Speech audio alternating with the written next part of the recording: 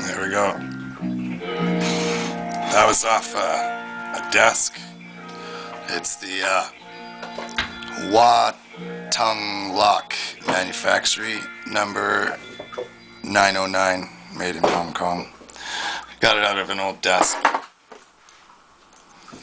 And here we have another one out of a neat old desk as well.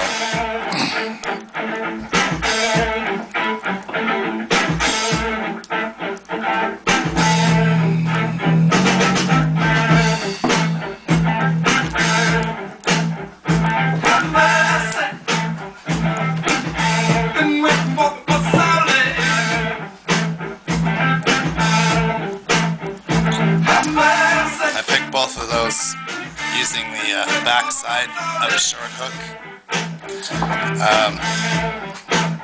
Both four wafers in each